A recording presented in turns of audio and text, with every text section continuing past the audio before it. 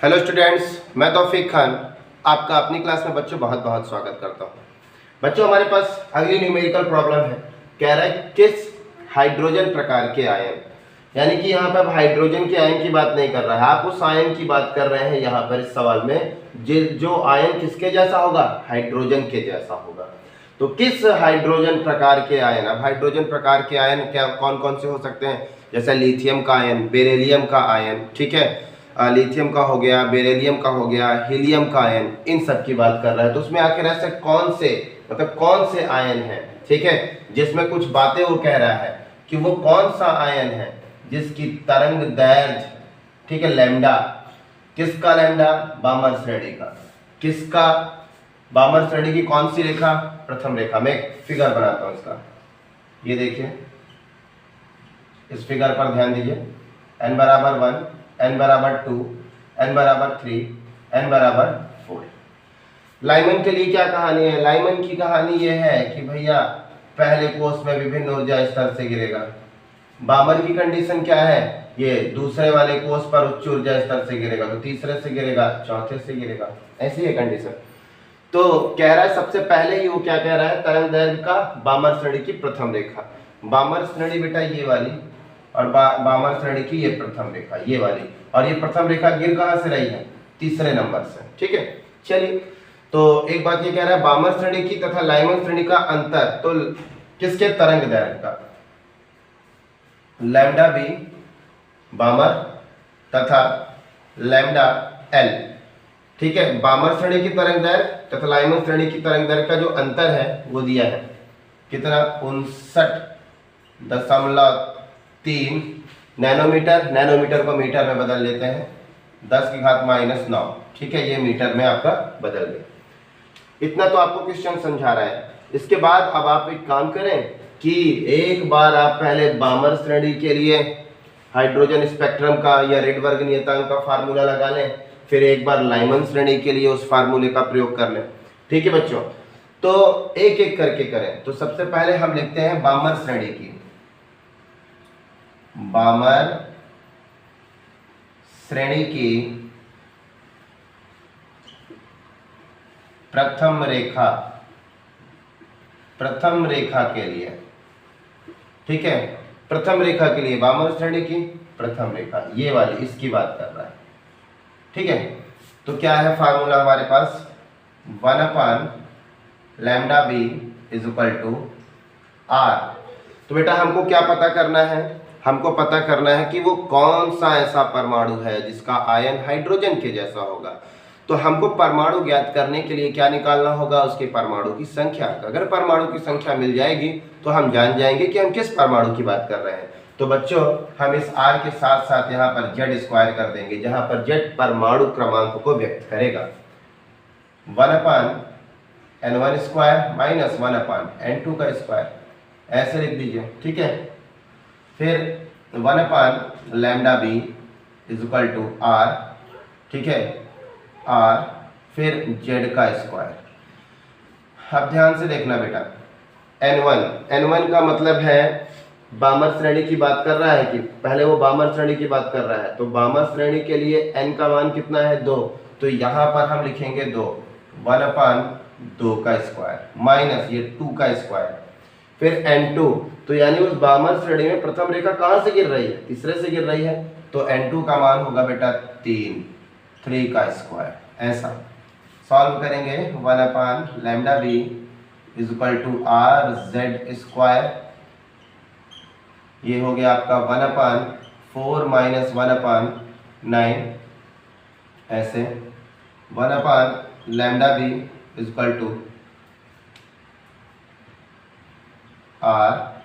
rz², LCM ले लीजिए 36, ठीक है। इसको 4 का पहाड़ा 9 बार पढ़ेंगे तो 36 आ जाएगा, और 9 का गुणा फिर ऊपर करेंगे 9, फिर इसका 9 चौक 36, 4 आएगा, 1 में मल्टीप्लाई करेंगे तो 4, ऐसा, ठीक है। तो 1/λb = rz², 5/36, इतना आ गया। ये किसके लिए आपने फाइंड कर लिया बेटा, बामर श्रेणी के लिए। अब हमारे पास बामर श्रेणी के बाद लाइमन श्रेणी की प्रथम लाइमन श्रेणी ये वाली है, इसे लाइमन श्रेणी कहते हैं। लाइमन श्रेणी ये है और इस लाइमन श्रेणी में किसकी बात करनी है? प्रथम रेखा की बात करनी है। तो अब आप यहां पर लिखें लाइमन श्रेणी की प्रथम रेखा के लिए इस फार्मूले का प्रयोग करें। ठीक है, तो 1/λL, अब लाइमन के लिए प्रयोग कर रहे हैं, बराबर यही फार्मूला लगाएंगे, R डायरेक्ट लिख रहा हूं Z²। अब 1/N1, N1 का मतलब है कि हम किस श्रेणी की बात कर रहे हैं? लाइमन की, और लाइमन की ये है श्रेणी, तो N1 का मान N के लिए कितना होगा? 1, तो 1 का स्क्वायर, फिर माइनस, अब वो प्रथम रेखा कहाँ से आ रही है? दूसरे से गिर रही है, तो इसीलिए N2 का मान हमारे पास हो जाएगा 2 का square. 1/λL is equal to RZ², 1/1 minus 1/2, 1/λL is equal to RZ²। 2 LCM ले लेते हैं, इसका इसमें करेंगे 2, फिर ऊपर चला जाएगा, फिर 1/2 आएगा। ठीक है, 1/λL is equal to RZ², 1/2, ये वैल्यू आपकी बेटा निकल के आ गई। ठीक है, अब आगे की ओर बढ़ते हैं। ठीक है बच्चों, अच्छा हाँ, एक चीज तो ध्यान ही नहीं दिए, देखिए ये 2 का स्क्वायर लिखा हुआ है, मैं स्क्वायर भूल गया था, सीधे 2 उतार दिया था। तो बेटा ये है अपना 4, ध्यान रखेंगे, ये 4, 2 2 जा 4, थोड़ा सा इसे संशोधित कर लीजिए। ये आया एलसीएम आपका 4 माइनस 1, और आपके पास आया 3/4। ठीक है, इस प्रकार। चले अब आगे की ओर कहानी बढ़ाते हैं हम अपनी सवाल में। वो कह रहा है कि लैम्डा भी, यानी कि बामर श्रेणी का तरंगदैर्घ्य और लाइमन श्रेणी के तरंगदैर्घ्य का अंतर इतना है, तो LB minus lambda B minus lambda L बराबर है 59.3 × 10⁻⁹ के। इसको पलट के भी लिख सकते हैं ऐसे, 59.3 × 10⁻⁹ lambda B minus lambda L, ऐसे। बेटा लैम्डा बी का मान ये है, लैम्डा बी का मान आप यहाँ पे रख दें। ठीक है, और इसी प्रकार लैम्डा एल का मान ये है, आप इसे यहाँ पे रख देंगे। ठीक है,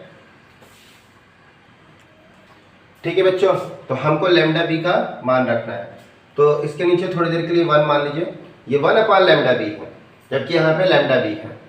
पलट दीजिए इसको, तो 59.3 × 10⁻⁹ लैम्डा बी को, ये जो है इसको पलट दीजिए, तो ऊपर आ जाएगा 36, ठीक है, बटा 5, 1 ऊपर चला जाएगा, नीचे आएगा RZ² माइनस लैम्डा एल ये है, पलट दीजिए इसे, इसके नीचे थोड़ी देर के लिए 1 मान लीजिए ये, तो क्या हो जाएगा 4/3। ठीक है, फिर RZ नीचे आ जाएगा, RZ², ऐसे 59.3 × 10⁻⁹, इसमें से RZ² का मान ले लीजिए, तो 1/RZ² आपका ये कॉमन हो गया, 36/5 माइनस 4/3, ऐसे हो गया। Z² निकालना है, इसको इधर भेज दीजिए, इसको वहाँ ले आइए। ठीक है, समय मिटा रहा हो तो इसे वहाँ पर कर दीजिए, इसे यहाँ कर दीजिए, तो Z² 1/59.3 ×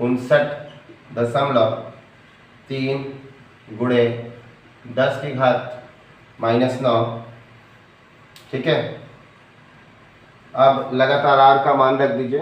R का मान कितना होता है 1097 इंटू 1097 इंटू 10 की पावर -7। फिर इधर आइए, अब इसका एलसीएम ले लीजिए। ठीक है, इसका एलसीएम ले लीजिए, कितना आएगा 5 तिया 15। फिर आप 5 का भाग इसमें करें तो आएगा 5 तिया 15, 3 का मल्टीप्लाई इसमें कर दें तो 6 त्रिक 18 और 3 त्रिक का 9 और 1 10, 108। फिर इसका भाग 15 में दीजिए तो कितना आएगा 3 पचे 15। ठीक है, 3 का पहाड़ा 5 बार पढ़ेंगे तो कितना आएगा 15। 5 का मल्टीप्लाई 4 में करें तो 5 चौक 20, ये आ गया। कितना आया z² इक्वल टू, और एक काम कर सकते हैं कि ये जो देख रहे हैं आप, चलिए अभी रहने दीजिए। ठीक है, 1/59.3 इंटू 10 की पावर -9 इंटू 1.097। आपको पता है जब दशमलव वहाँ जाता है तो पावर क्या हो जाता है, बढ़ जाता है। तो मैं अब दशमलव को यहाँ पे लेके दशमलव बाएं से दाएं जाता है तो पावर घट जाता है, दशमलव बाएं से दाएं जाता है तो पावर घट जाता है। तो मैं इसको यहाँ पे लेके जाऊँगा, ध्यान से देखना, ये दशमलव को मैं यहाँ पे लेके जाऊँगा तो पावर घटेगा, लेकिन अगर यहाँ लेके आऊँगा तो पावर बढ़ेगा। तो मैं इधर लेके जाऊँगा तो पावर घटेगा, तो मैं घटा रहा हूँ। एक यहाँ पे लेके जाऊँगा तो पावर 1 घटा, फिर एक यहाँ पे लेके जाऊँगा तो पावर 2 घटा। तो इसका पावर घट के कितना हो जाएगा 10 की घात -9। इस प्रकार ये घट जाएगा। ठीक है बच्चों, घट गया। ठीक, तो अब हमारे पास ये जो है यहाँ पे आ जाएगा।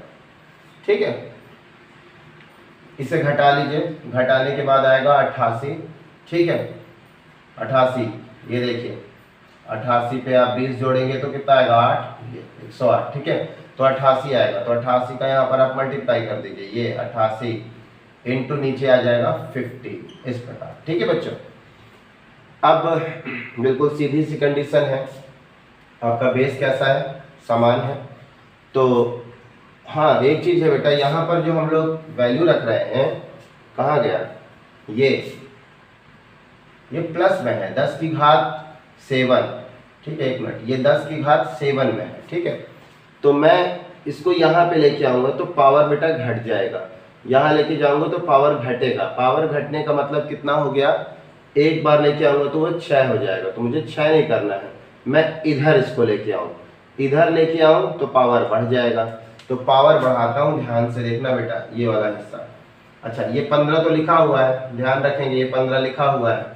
ठीक है, इस दशमलव को यहाँ पे लेके आए, जब यहाँ पे लेके आएंगे तो पावर क्या हो जाएगा, बढ़ जाएगा। उधर लेके जाते तो पावर घट जाता, तो हमारे पास हो जाएगा 0.1097 इंटू 10 की पावर 8। ठीक है, अब इस दशमलव को यहाँ पे लेके जाएंगे तो पावर घट जाएगा। ठीक है, तो घटेगा तो कितना आ जाएगा 10, और इधर लेके आएंगे तो पावर बढ़ जाएगा। तो पावर बढ़ाते हैं, z², आप ऊपर 88 लिख देते हैं, इसको यहाँ पे लेके आएंगे तो पावर क्या हो जाएगा हमारा, इधर पे लेके आएंगे तो पावर क्या हो जाएगा, बढ़ जाएगा। ठीक है, तो 5.93 गुणे 10 की घात, इधर लेके आए बढ़ गया -8। ठीक, इंटू 0.1097 इंटू 10 की पावर 8 इंटू 15। ये और ये यहाँ से कैंसिल हो जाएगा।